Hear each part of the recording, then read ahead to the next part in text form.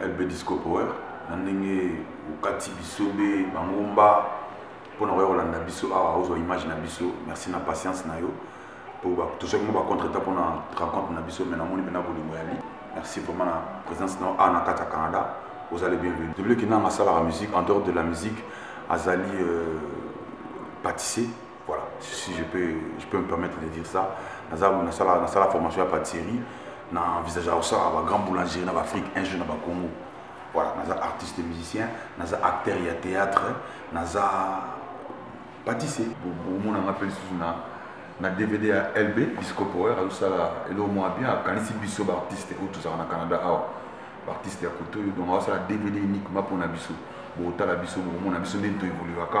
bon na monde na expliquer ndenge à 60 ans ndenge à se retrouver na mboko na arnaï donc karaté vous a DVD à LB Disco Power ça la musique qui est ça la difficile quelque part bateau ou tout ça là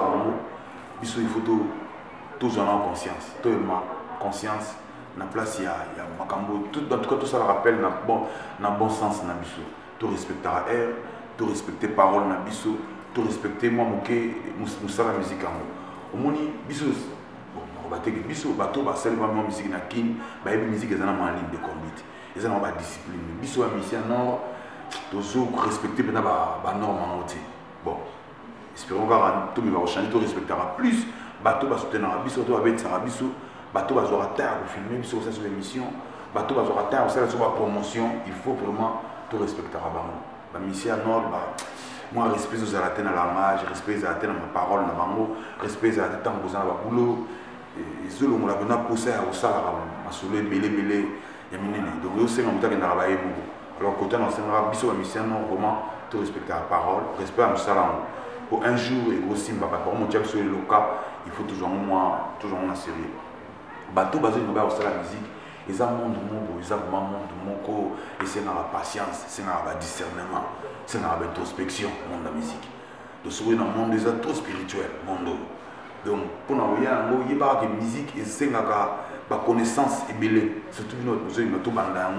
faut que se documenter que s'informer dans les livres les journaux que y a artiste à libosser à kala que y a c'est très important les longs on a opportunité à écouter dans Canada artiste à Bambo comme au Canada dans la soirée d'abord on benga ngai dans mon kine tout sur le makamoussous tout ça l'échange de culture sous vous avez l'information dans la bagage donc trop faut y ba moi mon culture na mboka na yo ba premier artiste ba première batunyo sur kala faut y ba yango pour on baser info batali en internet batali na bali parce que ba tout na yo ba so ba confirmation ce que sur aux artistes vous avez un nord vous avez l'information en ati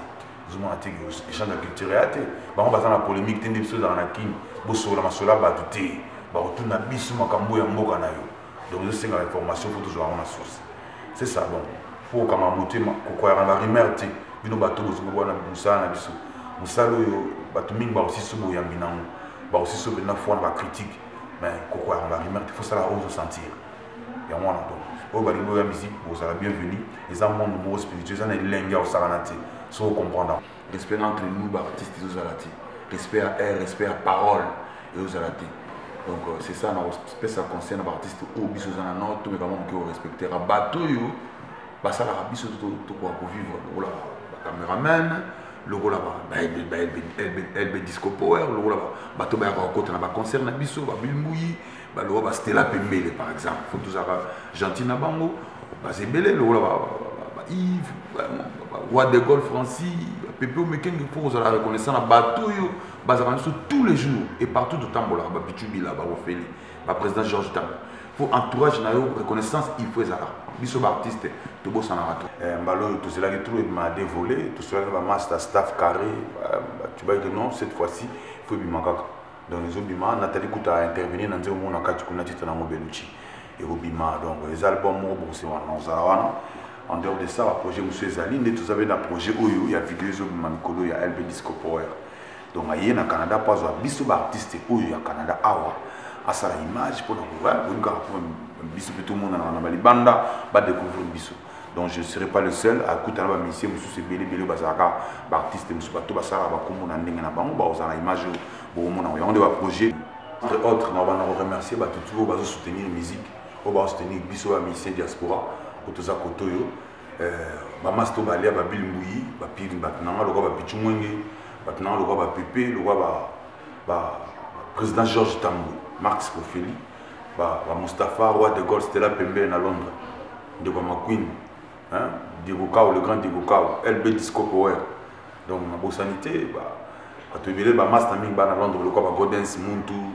le roi Papi Bengongo, Peter, donc, tu vas se belé, Kuna, je vais Kanissa, l'image va aussi là, c'est la famille, on est là, tout le monde en a un jour. Roi de Gaulle, tout ça, Batnanga, salut, Papa Iboza. Donc c'est ça, salut à tout le monde, salut Bolimo toujours, amour et encore toujours. C'est des blés qui n'ont, salut. LB Disco Power, LB Disco Power. Donc tout beau sanaté, si vous en avez besoin d'image à clair, vous en avez besoin de vidéo à classe, il y a haute définition. LB Disco Power, il y a Nimanaka, il y a Tambolaka. Fon vous composez un numéro de Kanasewana, à Orlando partout. Vous avez au Canada, au Canada, à Montréal, à Alia, mais à Londres. Donc LB Disco Power, il y a solo, il y a classe. Tara biso à Canada, technologie marquezali. Mais aux LB Disco Power, la caméra simbeli biso na santé penage donc série dans la salle pour soutenir LB Disco Power, image à solo, il y a classe. Vous avez maintenant Nemozaka. LB Disco Power. Merci mingi papa, na ngane mna remercier papa LB Disco Power. Yom to uti Londres kuno ye vraiment merci ndongo ye penya na kati ya Canada pour kaka oya kotala biso ba petit na ngane na remercier. So lingo sala mariage ya kitoko, ba photo elengi, oyo kotika la beau souvenir toute ta vie. Vraiment lukaka ngai na lepso